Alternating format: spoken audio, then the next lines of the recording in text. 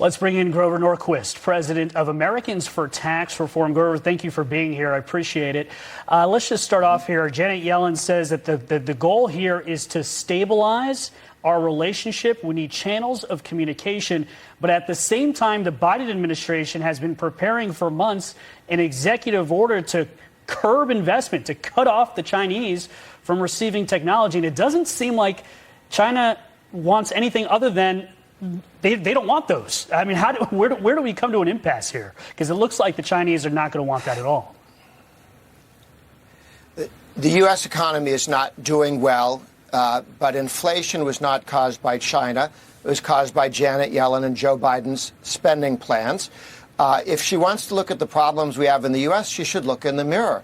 Yellen and President Biden and the modern Democratic Party want to take the corporate income tax now lower. The Republicans lowered our corporate income tax below China's. They want to take it up higher than China. So all American goods and services will be more expensive than in China. The capital gains tax, Yellen and the President Biden and the Democrats say they're going to take it to twice, more than twice, what China's capital gains tax is. So these are self-inflicted wounds that Janet Yellen and Joe Biden and the modern Democratic Party have done to the American economy. I don't know what they're talking to China about. They could solve those problems today. Grover, it's Molly here. One of the questions or one of the strategies that supposedly the U.S. is taking by making these types of visits and keeping communication open is about, as National Security Advisor Jake Sullivan put it, we're engaging in de-risking, that this is about keeping the lines of communication over and avoiding not just economic strife, but potential other kinds of strife, military challenges somewhere way down the road. Well, one of the challenges we have is that Xi, the leader of the Chinese Communist Party, watched as Joe Biden pulled the rug out from under the American army and the Afghan government and handed it over to the Taliban. Afghanistan is right next to China. They have a border. China saw Biden's weakness and self-destructive policy there. So it's not surprising that he thinks he can push Yellen and Biden around.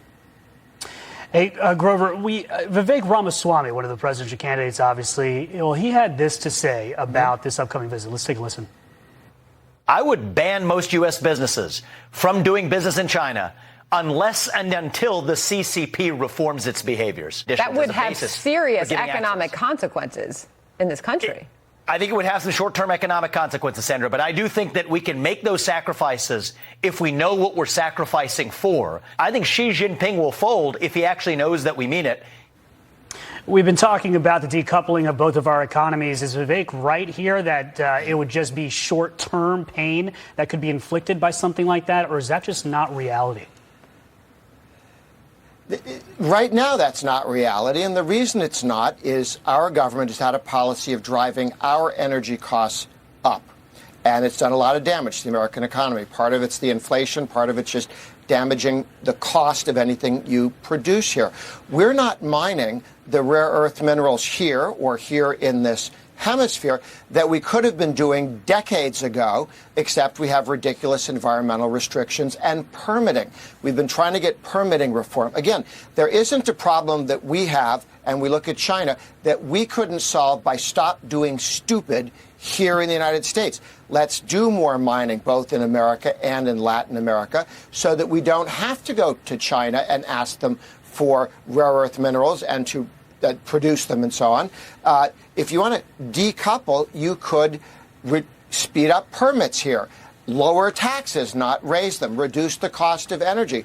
All the things that, frankly, the Republicans were trying to do in the last administration, but we need Democratic votes to fix permits, to make it easier to mine for the kind of materials you need inside your computers or inside all of those electric vehicles that the president wants to subsidize. You can't build them without things right now that come from China. They don't have to come from China. We could make them here. We could make them here in this hemisphere, but not with the permitting rules and the environmental restrictions that Biden and the Democrats keep putting on. Grover, given that this trip is happening, is there something good that could potentially come out of Yellen's visit? Absolutely. If she were to stay in China and give the Chinese the advice that she's been giving us, that would undermine their capacity to compete with us. All right, Grover Norquist, thank you so much for your insights and for joining us right here around the 4th of July holiday. Happy 4th of July to you. Thank you. Happy 4th.